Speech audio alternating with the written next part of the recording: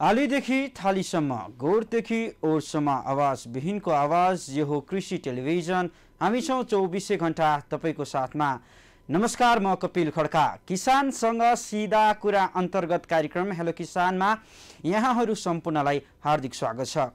कार्यक्रम हेलो किसान मार्फत यहाँहरूमा हामी नियमित यसै समयमा प्रत्यक्ष रूपमा जोडिरहेका छौँ।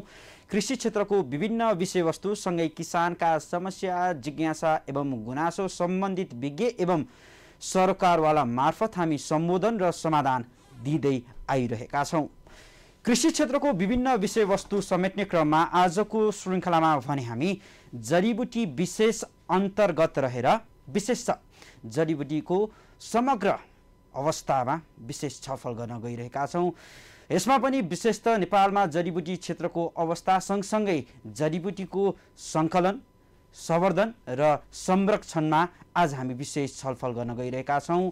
नेपालमा जडीबुटी खेतीको व्यावसायिक सम्भावना, सङ्कलन गरिरहँदाखेरि उत्पन्न हुने कठिनाई, राज्यको जडीबुटी क्षेत्रप्रति हेर्ने नीति दृष्टिकोणमा आज हामी विशेष छलफल गर्छौँ। विभिन्न पाटोमा जडीबुटीको विभिन्न पाटोमा आज हामी छलफल गर्न गइरहेका छौँ। तसर्थ यहाँहरू माझ पनि जडीबुटी खेती सम्बन्धित रहेका प्रश्नहरू छन्। तपाईँ आफै पनि जडीबुटी खेती गर्दै आउनुभएको किसान हुनुहुन्छ अथवा व्यवसायी हुनुहुन्छ, जडीबुटीमा लागिरहँदाखेरि कठिनाइहरू उत्पन्न भएका छन् भने आज तपाईँहरूले हामीलाई सम्पर्क गर्न सक्नुहुनेछ। हाम्रो स्टुडियोको टेलिफोन नम्बर 015430 222 015430 यिनै समग्र विषयवस्तुमा कुराकानी गर्नको लागि आज हामीसँग स्टुडियोमा अतिथिको रूपमा उपस्थित हुनुहुन्छ जडीबुटी व्यवसायी एवं जडीबुटी सङ्कलन तथा आपूर्तिकर्ता उद्धव विश्वकर्मा। हामी उहाँसँग यिनै यावत विषयमा कुराकानी गर्छौँ। कार्यक्रमलाई औपचारिकता दिनुभन्दा अगाडि जडीबुटी क्षेत्रको समग्र अवस्थामा रहेर एउटा रिपोर्ट तयार पारेका छौँ। यो रिपोर्ट हेरौँ, रिपोर्टपछि पुनः उपस्थित हुनेछौँ।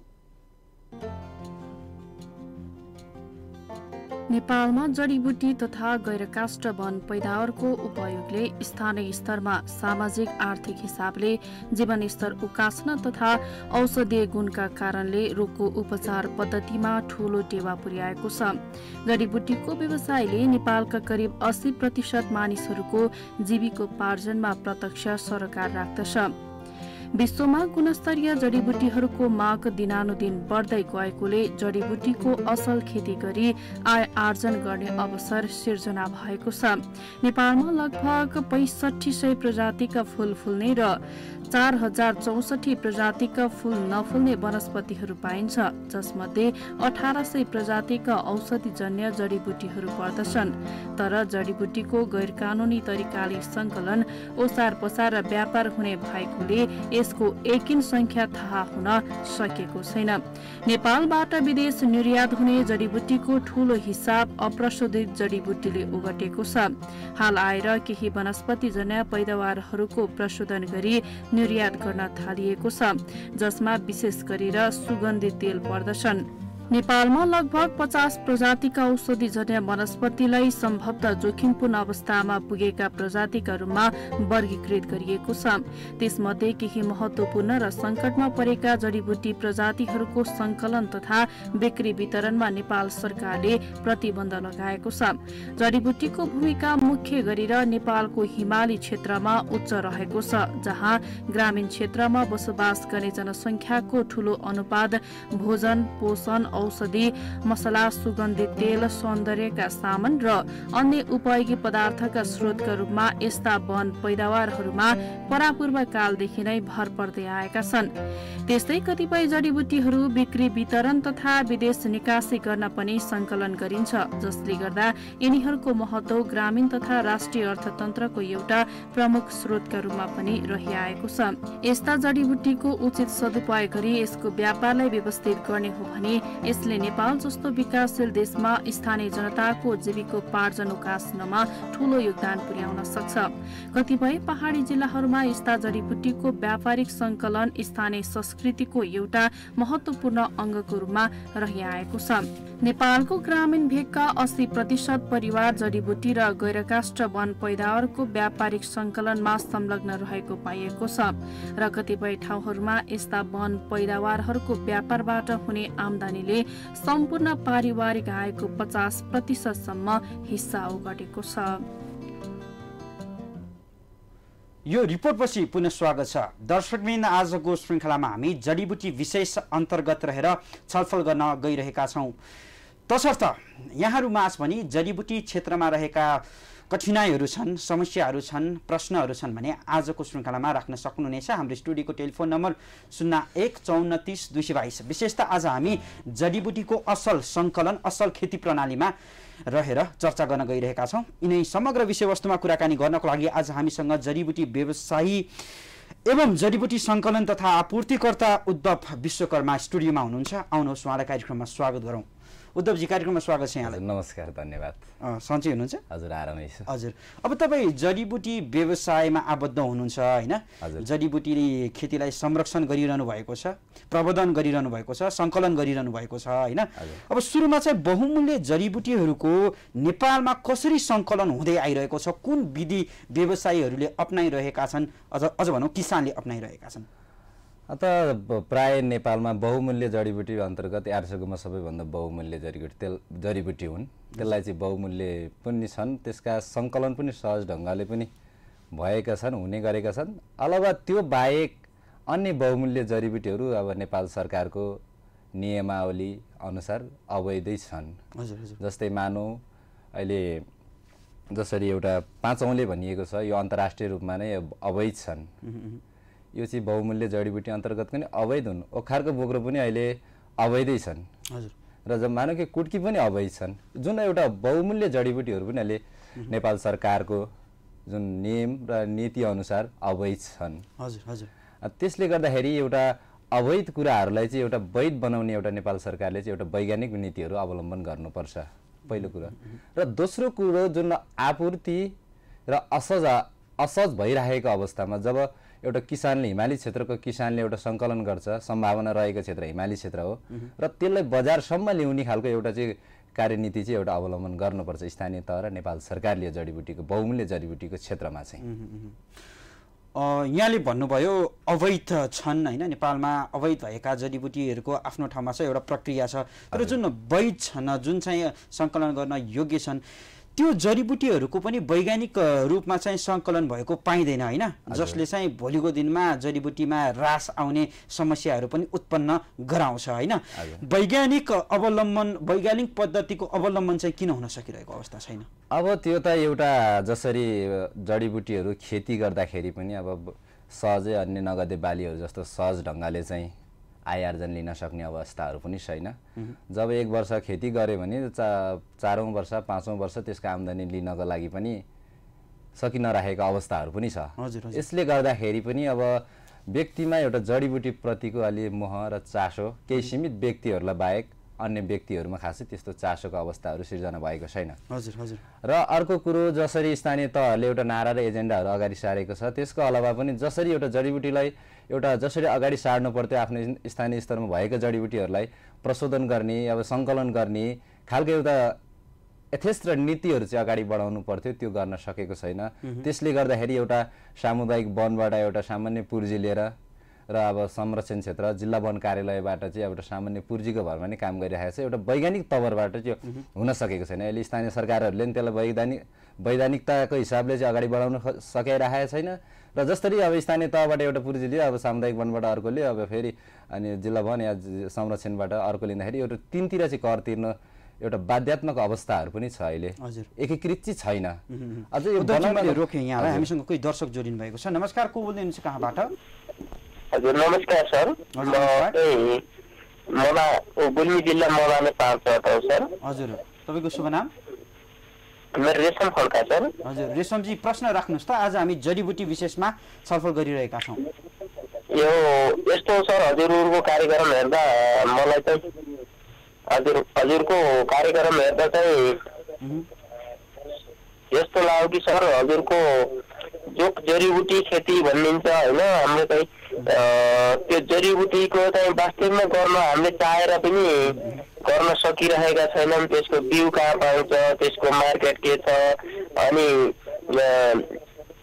त्यसले चाहिँ कसरी हामीले खेती गर्ने हो भन्ने कुराहरू चाहिँ त्यस्तो छ। हाम्रो चाहिँ असली तपाईँको तल खोलादेखि माथि चाहिँ 2500 मिटरदेखि माथि हाम्रो चाहिँ मध्य पहाडै पर्छ।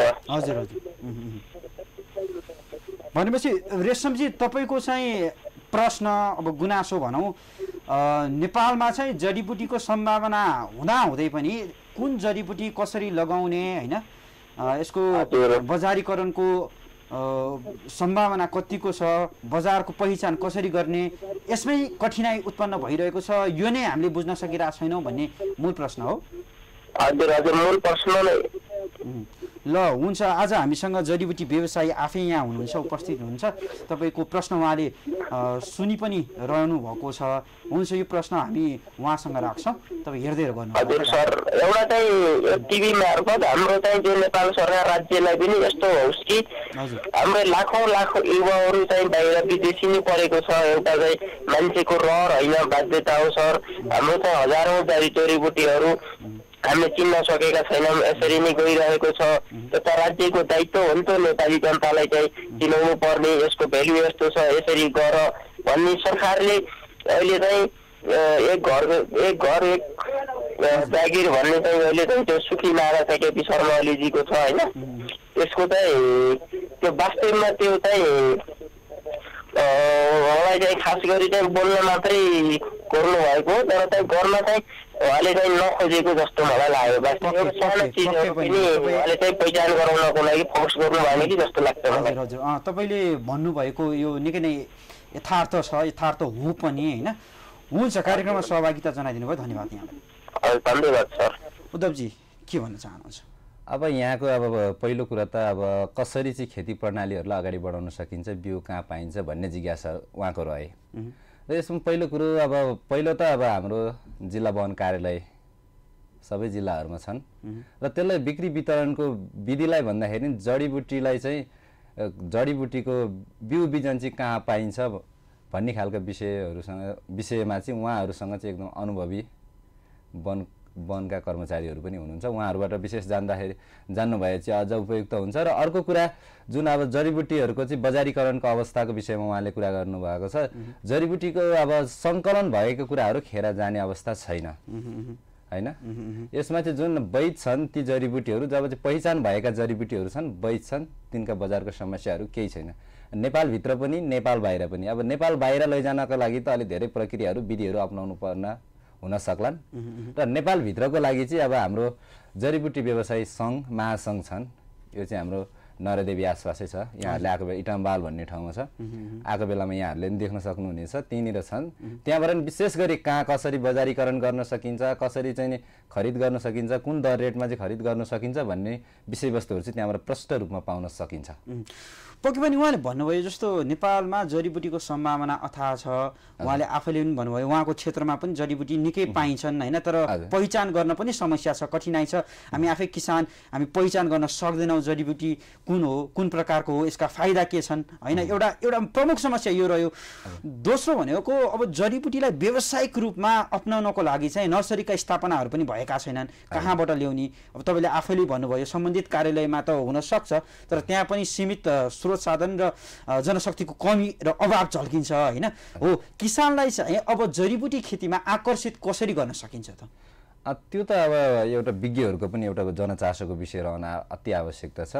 र अर्को कुरा जुन यहाँहरूले जे जस्तो चाहिँ पहिचान गर्न सक्नुहुन्छ, अब विज्ञहरूसँग सरसल्लाह लिन पनि सक्नुहुन्छ। अब त्यसमा पनि हामी आफै पनि छौँ। अब विज्ञ भन्दाखेरि हामीले सङ्कलन गरिराखेको हुनाले केही कुराको अनुभव पनि भएको हुनाले त्यो जसरी हामी मार्फत पनि सम्पर्कमा आएर चाहिँ त्यो खालको पहिचानकै विधि या पहिचानकै माध्यमहरू अगाडि बढाउनु पाएछ भने पनि हामी त्यसको लागि तयारै छौँ। र उहाँकै ठाउँमा गएर जडीबुटी किनिदिनुपर्छ र उहाँहरूलाई चिनाइदिनुपर्छ, दर रेट दिनुपर्छ र के कस्तो चाहिँ मार्केटको अवस्था के छ भन्ने कुराहरूको जिज्ञासा हामीसँग लिन चाहनुहुन्छ भने हामी दिन तयार छौँ त्यो विषयमा चाहिँ।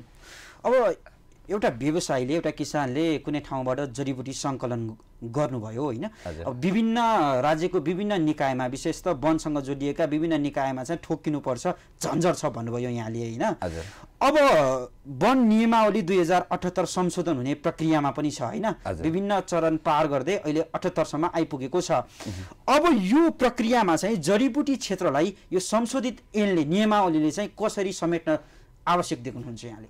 जसरी अब अहिले एउटा गौरवको कुरा नि हो, जुन नियमावली चाहिँ परिवर्तन भएर नयाँ संशोधन भएर चाहिँ एउटा नियमावलीको रूपमा आउने चाहिँ एउटा चर्चा पनि छ। हजुर हजुर। त्यसले चाहिँ जसरी एउटा जुन नेपाल सरकारले अहिले जसरी एउटा चाहिँ नियमावलीभन्दा बाहिर रहेका जडीबुटीहरू जुन जस्तो जीविका जनसमुदायहरूप्रति जीविकोपार्जन हुने खालका छन्, त्यसले चाहिँ वन र वन्यजन्तु वन जङ्गललाई चाहिँ कुनै पनि क्षति पुग्दैन भन्ने त्यस्ता कुराहरूलाई चाहिँ अहिले चाहिँ समेटेर ल्याउनुपर्छ भन्ने मेरो प्रतिक्रिया हो। र यसले गर्दाखेरि एउटा जुन अहिले कतिपयहरू चाहिँ स्थानीय स्तरमा नै पाइन्छ, अहिले वैधानिकता छैन, एउटा विधानमा छैन, एउटा नियमावलीमा छैन।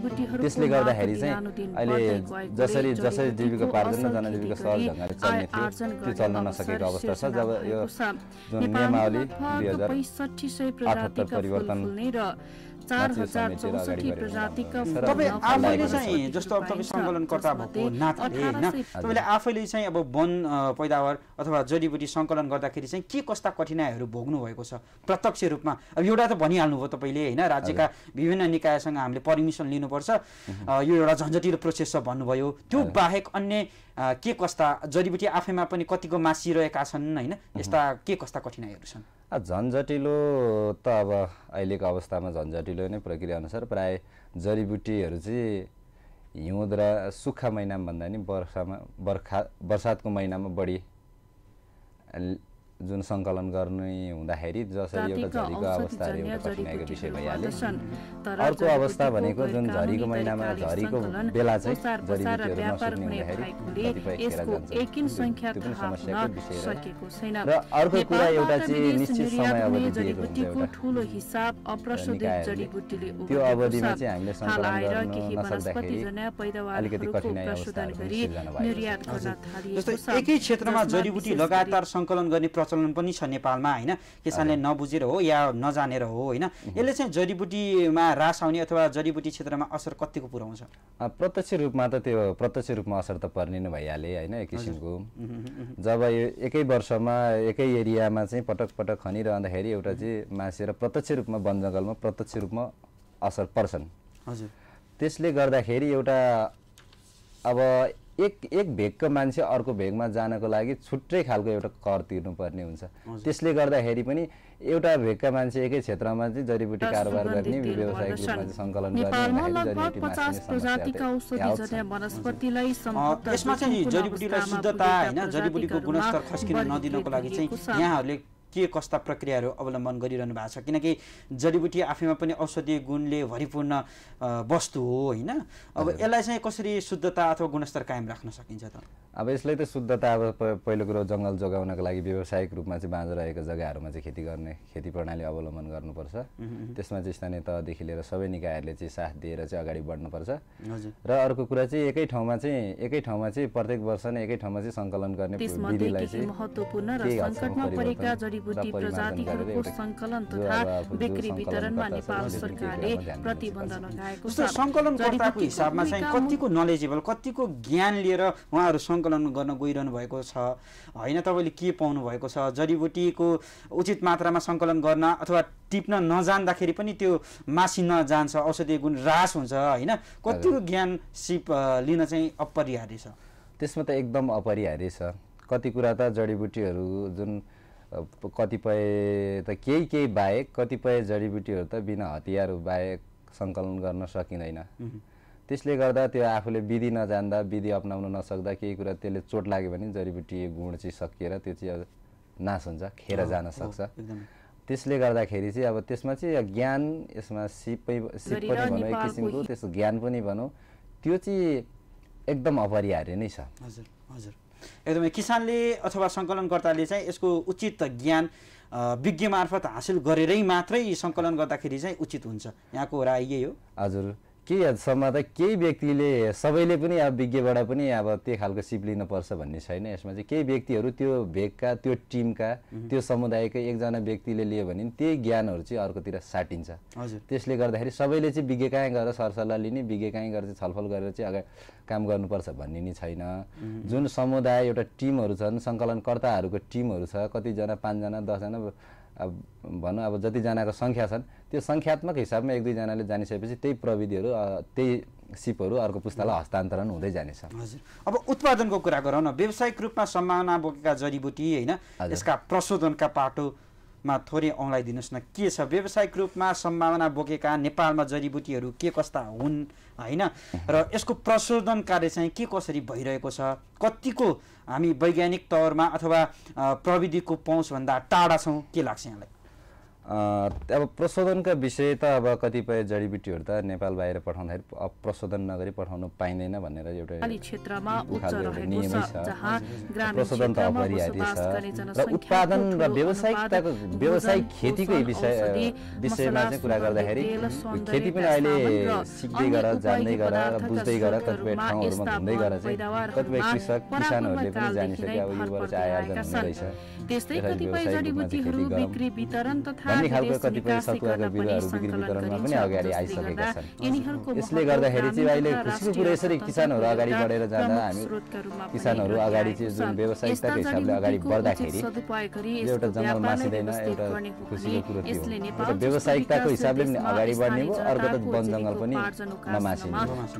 यसले गर्दाखेरि यो व्यावसायिकताको हिसाबले अगाडि बढेर उत्पादनलाई अगाडि बढाउनको लागि व्यावसायिक खेती अपरिहार्य छ। त्यसमा पनि भौगोलिक हिसाब अनुसारमा सबैतिर सबै जडीबुटी हुन्छ भन्ने छैन। भूगोल अनुसार फरक फरक जातको फरक फरक ज्ञान भएको र फरक फरक प्रविधि अप्नाएर चाहिँ अगाडि बढ्नुपर्छ उत्पादनको लागि चाहिँ। अब उत्पादन त गरियो होइन, अन्ततगत उत्पादनलाई बजारसम्म ल्याउने नै हो, त्यसबाट आय आर्जन गर्ने नै हो। तर मुख्य समस्या र चुनौती भनेको बजारीकरणमै छ यहाँ अहिले होइन। अब यो बजारीकरणमा भएको चुनौती सरकारले, राज्य सरकारले चाहिँ यो जडीबुटी व्यवसायहरूलाई प्रवर्धन गर्न, यो व्यवसायमा टिकाइरहनको लागि चाहिँ के गर्नु पर्ला, कस्तो किसिमको नीति आवश्यक छ?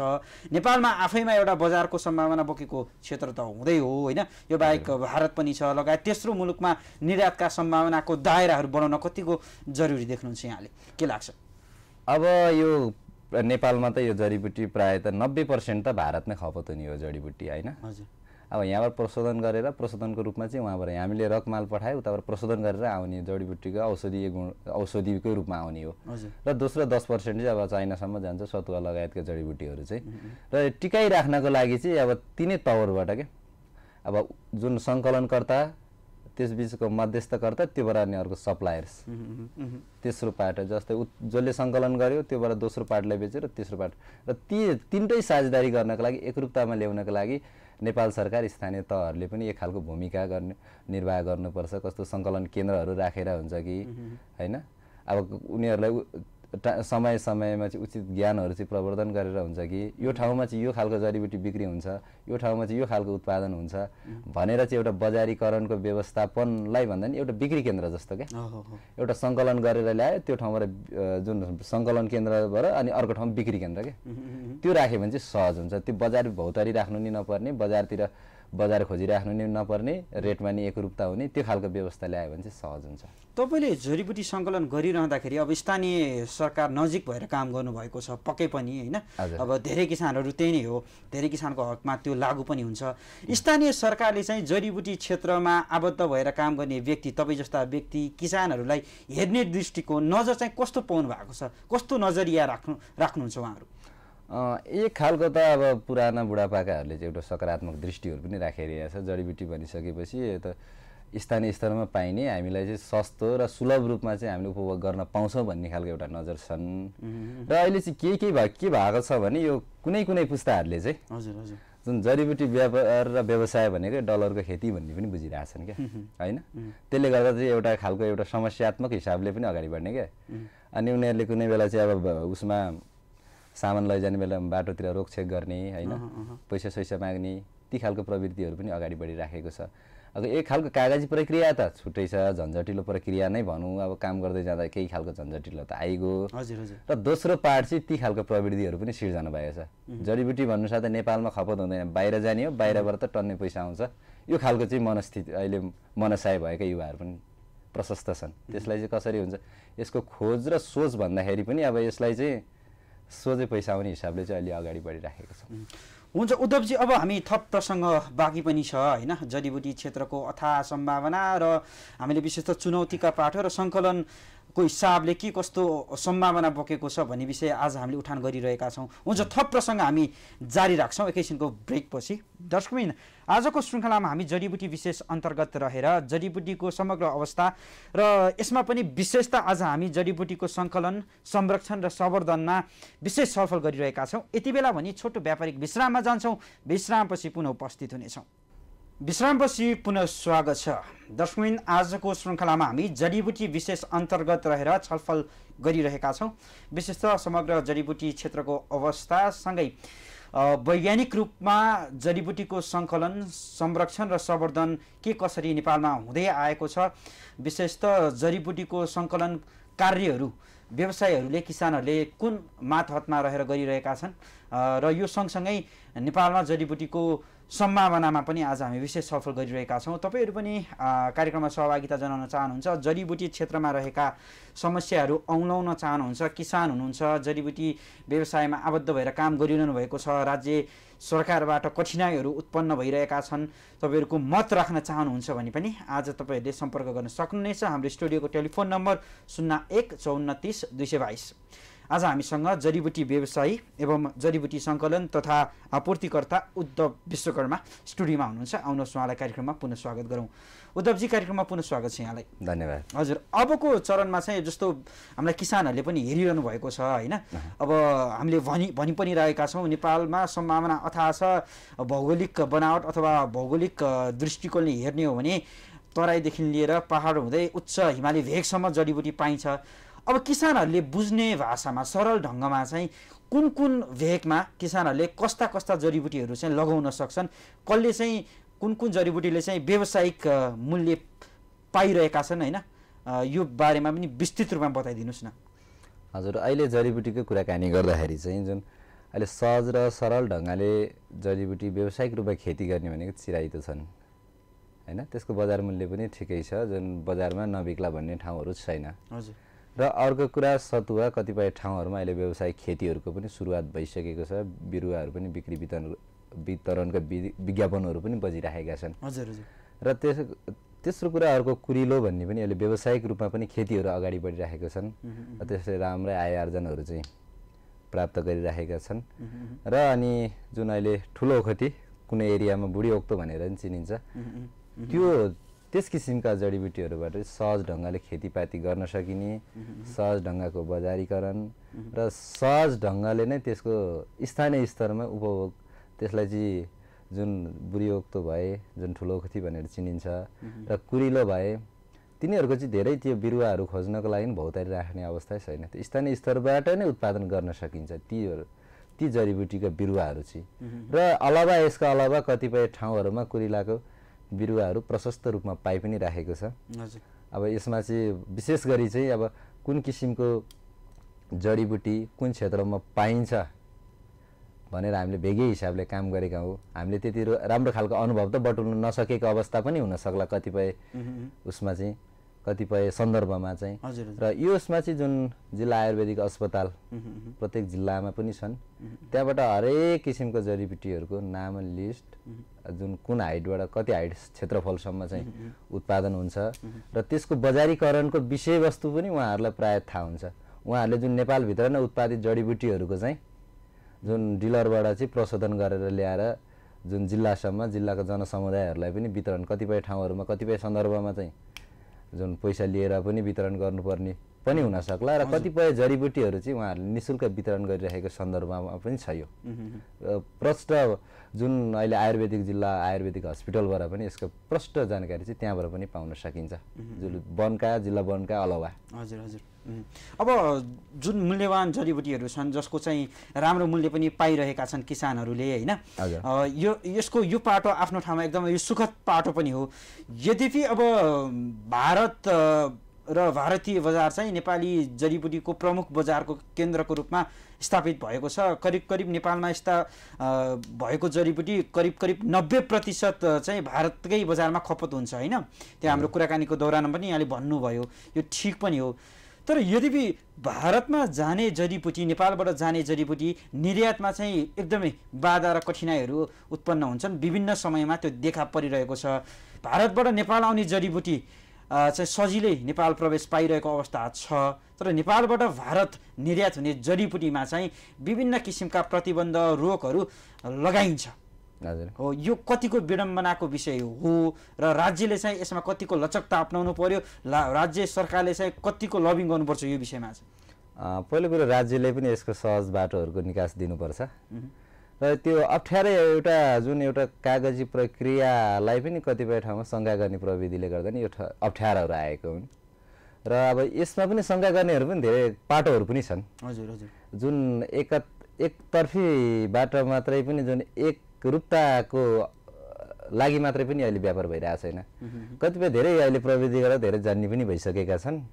अब त्यो राज्यगत जुन एउटा नीतिगत र जुन एउटा नियमअनुसारको कागजात भन्दाखेरि पनि फरक कागजात आफैले बनाउन पनि जान्ने भएको छन् कि अहिलेबारे। हजुर हजुर, अब त्यसले गर्दाखेरि पनि अहिले चाहिँ कतिपय ठाउँहरूमा शङ्का गर्ने, केही ठाउँमा होल्ड गरिदिने ती खालको चाहिँ अवस्थाहरू सिर्जना भएका हुन् र जुन एउटा राज्यको भन्दाखेरि एउटा चाहिँ यसमा चाहिँ व्यावसायिक र त्यो आयातकर्ताहरूको पनि एउटा समस्या छ। कतिपय कागजातहरू चाहिँ आफैले पनि बनाउन जान्ने भइसक्यो। तपाईँहरू आफैमा पनि व्यवसायहरूको अस्वस्थ प्रतिस्पर्धा पनि छ होइन? यो चिर्न चाहिँ कतिको आवश्यक छ? जस्तो तपाईँहरू आफै पनि एकरूपता छैन, एकजुट हुन सकिरहनु भएको अवस्था छैन, अस्वस्थ प्रतिस्पर्धा छ। कसले चाहिँ जडीबुटी छिटो सङ्कलन गर्ने, कसले चाहिँ जडीबुटी चाहिँ राम्रो बजारमा बेच्न सक्ने भन्ने यो एउटा मनोभावना पनि तपाईँहरूमा कायम छ नि होइन? त्यसमा अस्वस्थ प्रतिस्पर्धा भन्दाखेरि पनि यस्तो छ यसमा चाहिँ, त्यसमा चाहिँ कसले कसलाई कुन ठाउँमा राम्रो बजार पाएर बिक्री गर्छ भन्दाखेरि यस्तो चाहिँ रह्यो क्या, जुन स्थानीय स्तरमा चाहिँ कसले सस्तोमा किन्ने क्या, अनि कसले सस्तोमा किनेर कसले बढी नाफा कमाउने। हो, मैले भन्न खोजेको विषय यही नै हो, कसले चाहिँ सस्तोमा सङ्कलन गर्ने र अनि राम्रो मुनाफा पाउने। अघि भन्नुभयो नि तपाईँले डलर, कसले चाहिँ धेरै डलर छाप्ने, यो कम्पिटिसन छ होइन? हजुर, त्यो त एकदम प्रतिस्पर्धा जुनै कि यसमा त यो जडीबुटीमा मात्रै नभइकन अन्य उसमा पनि यो त अस्वस्थ प्रतिस्पर्धा त भइरहेको छ नि। र यसमा अरू भन्दाखेरि पनि अब यसले गर्दाखेरि चाहिँ के समस्या चाहिँ सिर्जना भएको छ भने जसले चाहिँ मेहनत गरेको छ, जसले चाहिँ अलिक परिश्रम गरेको छ त्यसले चाहिँ राम्रो मूल्य नपाउने। अब यसमा त जडीबुटी मात्रै पनि भएनन्, तरकारी खेती लगायतका विषयमा पनि यही अस्वस्थ प्रतिस्पर्धा भएका छन् र वास्तविक जो हो ऊ चाहिँ पीडामै परेका छन्। र तेस्रो पक्षले भन्दा दोस्रो पक्षले चाहिँ केही हदसम्म बिना लगानी त केही हदसम्म परिगयो र बिना मेहनत चाहिँ अलिकति केही राम्रो मुनाफा लिएको अवस्थाहरू चाहिँ छ। यसमा चाहिँ प्रतिस्पर्धात्मक हिसाब चाहिँ त्यही हो, जुनैमा पनि हुन्छ, यसमा जडीबुटीमा मात्रै नभइकन प्रतिस्पर्धा त जुनै विषय होइन। अझै सङ्गठित हुन सक्नुभयो भने चाहिँ अझ राज्यको ध्यान यतातिर केन्द्रित हुन्थ्यो कि छरिएर व्यवसाय गर्ने अथवा छरिएर सङ्कलन गर्ने भन्दा पनि अझ एकरूप भएर सङ्गठन स्थापना गरेर भएका सङ्गठनहरूलाई पनि जोगाएर त्यसलाई विकास उन्मुख गतिमा लगेर काम गर्यो भने अझ राज्य सरकारको ध्यान यतातिर केन्द्रित हुन्थ्यो कि जडीबुटीलाई पनि कृषिजन्य उपजको रूपमा लिइन्थ्यो कि? त्यो पनि हुन सक्थ्यो। अब एउटा यो जडीबुटी व्यापारी व्यवसायीहरू पनि तीन किसिमको भइदियो। एउटा चाहिँ सुरुमा उत्पादन गर्ने, दोस्रोले चाहिँ ल्याउने, दोस्रोले किन्ने, अलिकति बढी नाफा खाएर तेस्रोलाई बेच्ने, जुन डिलर भन्छ नि, डिलरलाई बेच्ने, ती खालको प्रवृत्तिले गर्दाखेरि पहिलो पक्ष जुन उत्पादन गर्छ उसले त अब जहिले पनि एकरूपताकै मूल्य लिइराखेको हुन्छ। जुन घाटामै गए पनि तल्लो लेभलको जुन कष्ट शुल्कहरू लिए पनि कम नाफा नै कमाए पनि, तर दोस्रो र तेस्रो पक्ष चाहिँ यहाँ के भइदियो भने दुई तीनवटा पेसा गरिदिने क्या होइन। जुन त्यो भएर पनि एकीकृत र सुसङ्गठित हुन चाहिँ नसकेको अवस्था छ। अब जडीबुटी व्यापारी व्यवसायी हुने एक, दोस्रो राजनीतिक पाटो पेसा, एक जडीबुटी र अर्को पेसा राजनीतिक भइसकेपछि अनि त्योभित्र नि गुट हेरिदिने भयो क्या व्यवसायीहरूले, यो चाहिँ फलानुको गुट भन्ने, अर्को फलानुको गुट भन्ने, त्यसले गर्दाखेरि एकीकृत हुन चाहिँ नसकेको अवस्था छ यसमा चाहिँ। यो चाहिँ हामीले जुन अहिले हामीले सुरुवात गर्दै गरेकोले भन्दाखेरि पनि त्यो सम्बन्धित निकायका ठुला व्यवसायीहरूले पनि यो कुरा बुझ्न चाहिँ अत्यन्त जरुरी छ। कतिपय ठाउँहरूमा हामीले प्रश्न पनि गरेका छौँ। यसले गर्दाखेरि कति कुराहरू त सहज र सजग पनि भएका छन् र कतिपय व्यापारीहरू त त्यो फलानुको टिमका त हुन्, फलानुको चाहिँ गुटका हुन्, फलानुको प्यानलका हुन् भनेर एकीकृत हुन्छु, सुसङ्गठित हुन्छु भन्दाखेरि पनि गराइ नराखेको अवस्थाहरू चाहिँ छ। हजुर, हुन्छ, अब हामी लगभग कार्यक्रमको अन्त्यमा पनि आइसकेका छौँ होइन। जडीबुटी क्षेत्रमा रहेका हामीले विभिन्न पाटोमा चर्चा पनि गरिरहेका छौँ। यद्यपि तपाईँले कुराकानीको सिलसिलामा आयुर्वेदिक चिकित्सा पद्धति यो आफैमा पनि जडीबुटी र यो आयुर्वेद भनेपछि एकअर्काको पूरक पनि हो। जिल्ला आयुर्वेदिक अस्पतालहरूमा पनि यसका विभिन्न सूचीकरणहरू भएका छन् भन्ने प्रसङ्ग उठाउनु भयो हो। यसैमा रहेर मैले एउटा प्रश्न राख्न चाहे के छ जडीबुटीको अध्ययन अनुसन्धान आयुर्वेदिक पाटोमा चाहिँ के कसरी नेपालमा भइरहेको छ, तपाईँले के पाउनु भएको छ, के कस्ता कमीहरू औलाउन चाहनुहुन्छ यसमा चाहिँ? अब नेपालमा त एउटा जडीबुटीको अनुसन्धानको केही हदसम्म हुन सक्ला, दोस्रो हदसम्म पाटो नै छैन भन्दा नि भयो। कुनै कुराको अनुसन्धान गर्नु पर्यो भने विदेशी विज्ञहरू नल्याइकन नेपालमा त्यस्तो खालको विज्ञहरू चाहिँ छैन। हुन सक्ला कुनै विषयको मानौ कि चिराइतोको विशेषज्ञ कोही हुन सक्लान्, सतुवाको केही हुन सक्लान्, तर समग्र जडीबुटीहरूको चाहिँ विज्ञ अनुसन्धानकर्ताहरू चाहिँ नेपालमा कमी नै छन्।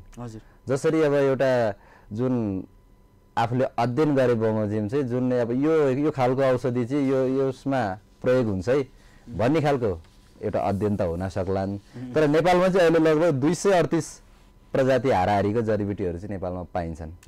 त्यसले गर्दाखेरि यी 238 प्रजातिको जडीबुटीहरूको अन्वेषण गर्ने, खोज गर्ने, बजारीकरण गर्ने अनुसन्धानकर्ता त सायद नेपालमा कमै पनि होलान्। त्यसमा चाहिँ विदेशी अनुसन्धान विज्ञकर्ताहरूको नै साथ र सहयोग लिन चाहिँ यसमा पनि हामीले विदेशकै भर पर्नु परेको अवस्था छ भन्ने कुरा गर्नुभयो होइन। अब कृषिका पाटोमा अन्य कृषिजन्य पाटोमा चाहिँ पकेट क्षेत्रहरू स्थापना भएका छन्, घोषणा भएका छन् होइन। पकेट क्षेत्र मार्फत काम गर्दाखेरि चाहिँ अझै सहज भएका छ किसानलाई पनि आफै पनि होइन। यो जडीबुटीमा चाहिँ पकेट क्षेत्रको स्थापना गरेर पकेट क्षेत्रको पहिचान गरेर काम गर्न अथवा व्यावसायिक यो सुधार गर्न चाहिँ कतिको आवश्यक दिनुहुन्छ यहाँले? त्यो त नितान्त आवश्यकता छ। जुन हुन त अब त्यो उत्पादन चाहिँ अलिक कम र ढिलो दिने हो र यसमा चाहिँ नाफा जुन नगदे बालीबाट जसरी चाहिँ चाँडो 3 महिनामा 2 महिनामा ब्रोइलर कुखुरा जस्तो चाहिँ चल्ला किनेर 3 महिनामा चाहिँ बजारीकरण गर्ने उपभोक्ताले उपभोग गर्न सकेमा पाउने अवस्था चाहिँ छैन। ढिलाइ चाहिँ हुन्छन् र त्यो ढिलाइ भएको बावजुद पनि अब त्यसमा आय आर्जन चाहिँ छन् र त्यसमा चाहिँ स्थानीय तहले नै अनि त्यस खालको एउटा क्राइटेरिया र एरिया दायरा चाहिँ निर्धारण गर्नुपर्छ। आफूले नजाने स्थानीय तहहरूमा नि कतिपय चाहिँ अब त्यही खालको ज्ञान नभएको पनि हुन सक्ला। त्यो कुरामा चाहिँ अब प्रत्येक स्थानीय तहहरूमा चाहिँ अब प्राविधिक कर्मचारीहरू राखेर नै कृषि विज्ञहरू नै राखेर जुन जडीबुटी क्षेत्रका अनुभवी व्यक्तित्वहरू नै राखेर नै यस क्षेत्रको योजना र यो जडीबुटीको सम्भाव्यता अध्ययन गरी नयाँ सोच बनाउन चाहिँ नितान्त आवश्यकता छ। हुन्छ उद्धवजी, अब हामीलाई किसानहरूले पनि हेरिरहनु भएको छ होइन, उहाँहरूलाई पनि जडीबुटी खेती गर्ने इच्छा होला, अपेक्षा होला, यस्तै जडीबुटीको सङ्कलन गर्ने उहाँहरूसँग मनसाय उहाँले बनाइरहनु भएको हुनसक्छ। के भन्न चाहनुहुन्छ? नितान्त दुईटा पाटो छ होइन, व्यावसायिक खेती र सङ्कलन आफैमा एक अर्काको परिपूरक भए पनि नितान्त फरक पाटो हुन्। के भन्न चाहन्छु दुवैजनालाई समेटिदिनुहोस् न अन्तिममा। अब यो किसानहरूले अब पहिलो कुरो त अब बजारीकरणको व्यवस्थापनको विषयलाई चाहिँ खासै त्यस्तो समस्याको विषय पनि खासै नरहला। कतिपय ठाउँहरूमा त अघि नै भनिहालेँ झन्झटिलो पाटोहरू पनि एकतिर रहिरहे र अर्कोतर्फ व्यावसायिक जडीबुटी खेती गर्न चाहनुहुनेको लागि चाहिँ पहिलो कुरो चाहिँ अब अघि नै भने पहिलो कुरो चाहिँ जडीबुटी चाहिँ जुन जिल्ला आयुर्वेदिक अस्पतालमा चाहिँ एक खालको लिस्टिङ हुन्छ र कुन भेगमा चाहिँ कति हाइटमा चाहिँ कुन खालको जडीबुटीहरू चाहिँ उत्पादन हुन्छन् र त्यसको बजारीकरणको विषयलाई उहाँहरूसँग विशेष चाहिँ केही खालको क्षमताहरू पनि हुनसक्छ र हामीहरूले त अब त्यो अरूबाट चाहिँ सङ्कलितलाई चाहिँ बजारीकरण गर्ने कतिपय ठाउँहरूमा आफैले पनि गरेका छौँ। त्यसले गर्दाखेरि चाहिँ सबैभन्दा चाहिँ पहिलो कुरो चाहिँ जिल्ला आयुर्वेदिक अस्पतालसँग चाहिँ जोडिनु भएको खण्डमा अझ उत्तम हुनेछ। हजुर, हुन्छ उद्धवजी, स्टुडियोसम्म आइदिनु भयो। हामीले विभिन्न पाटोमा कुराकानी गऱ्यौँ, जडीबुटीको सङ्कलन को प्रक्रियादेखि लिएर किसानको हक हितमा समेत हामीले आज विशेष छलफल गऱ्यौँ। यहाँलाई धेरै धेरै धन्यवाद। धन्यवाद।